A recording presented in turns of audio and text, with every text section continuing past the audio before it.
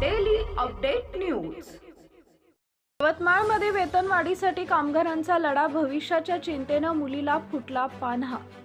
यवतमाळ येथील आझाद मैदानावर Raymond UCO डेनिमच्या कामगारांचं गेल्या 3 दिवसांपासून सुरू असलेलं अन्नत्याग आंदोलन आता भावनिक वळणावर पोहोचले। वेतनवाढीचा करार रखडल्यानं केवळ कामगारच नाही तर त्यांच्या पाल्यांचे भवितव्यही अंधारात सापडले। बाप उपोषणाला, मुलगी रडली। आकाश कोचिंग मध्ये जेईईसाठी प्रवेश घेतलेल्या एका कामगाराच्या मुलीला वडिलांच्या उपोषणानं आणि फींच्या चिंतेनं रडू कोसळलं। जिद्दीचा निर्धार, डोळ्यात आसवे असतानाही सर्वांनी एकत्र येऊन हा लढा जिंकलाच पाहिजे असा ठाम निर्धार या विद्यार्थिनीनं व्यक्त केला आहे। रखडलेल्या करारामुळे शैक्षणिक शुल्काचा प्रश्न निर्माण झाला असून त्या विद्यार्थिनीचं शिक्षण थांबण्याची भीती निर्माण झाली आहे। हा लढा केवळ पैशांचा नसून शेकडो कुटुंबियांच्या भविष्याचा आहे। माणुसकीच्या नात्यानं आकाश कोचिंग क्लासेसच्या संचालकांनी या विद्यार्थिनीची फी तात्काळ माफ करून तिला आधार द्यावा अशी विनंती करण्यात येत आहे।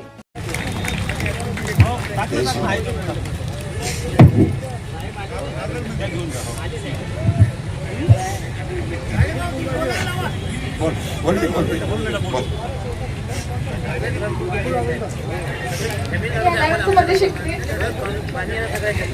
मी जेडब्ल्यू करत आहे। आकाशमध्ये माझ्या पप्पाने माझी ऍडमिशन करून दिली। पप्पाला असं वाटलं की ऍग्रीमेंट होईल बा म्हणून माझ्या पप्पाने इतकी मोठं डिसिजन घेतलं की मला आकाशमध्ये शिक्षण दिलं। माझं स्वप्न आहे की मी इंजिनियर बनावी बा म्हणून, तरी माझ्या पप्पांनी मला न हे करता मला इतक्या मोठ्या इन्स्टिट्यूट मध्ये टाकलं। आता जर ऍग्रीमेंट जर झालं नाही तर मी काय माझे स्वप्न काही असं जागेवर राहू द्यायचे का? मला फक्त एवढंच सांगायचं आहे की काहीही करा पण ऍग्रीमेंट करा। माझे पप्पा रोज इथे येत आहे, घरी जात आहे आणि 2 पोळी आहे तिथे एकच पोळी खात आहे। ठीक आहे, ते येत आहे, घरी बघते, आम्हाला जेवण तर करते, पण माझी कथा इथे एकटीच आहे, काही खात पण नाहीये।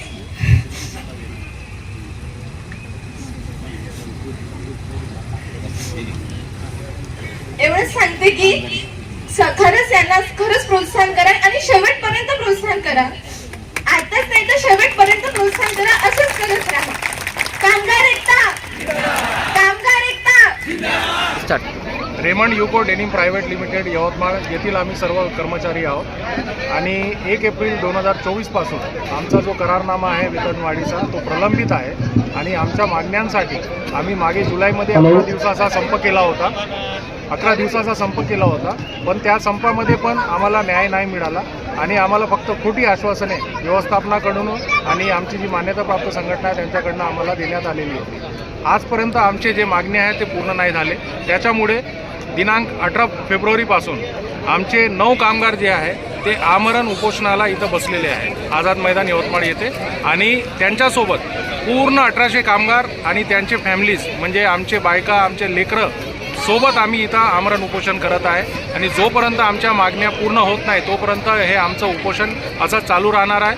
आणि आमचे जे प्रमुख मागण्या आहे ते वेतनवाढीमध्ये 7,250 रुपयापेक्षा जास्त आम्हाला वाढी वेतन पाहिजे। दुसरी मागणी म्हणजे या आंदोलनामध्ये आमच्या 9 कामगारांना पहिले निलंबित केलं गेलं, मग नंतर त्यांना बडतर्फ केलं गेलं, डायरेक्ट सेवेतून त्यांना बडतर्फ केलं गेलं। त्यांना विना अट विना शर्त त्यांना कामावर परत घेण्यात यावं आणि जो 22 महिन्याचा जो एरियस आहे तो एका टप्प्यात देण्यात यावा आणि मागील 2023 पासून बोनसचा करारनामा पण प्रलंबित आहे। त्या बोनसचा जो करार आहे तो पण 20% करून त्याचा पण एरियस आम्हाला देण्यात यावा आणि हा जो संप काळातला पगार आहे तो पण आम्हाला पूर्ण देण्यात यावा। असे आमचे 5 ते 6 मागण्या आहे। हे सर्व मागण्या आम्ही कलेक्टर साहेब, SP साहेब, प्रशासन, कामगार मंत्री, महाराष्ट्र राज्याचे मुख्य सचिव यांना सर्वांना पाठवलेले आहे, पण अजूनपर्यंत प्रशासनानं या आंदोलनाची दखल घेतली।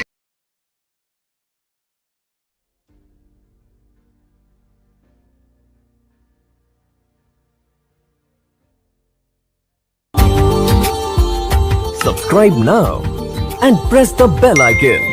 Never miss an update.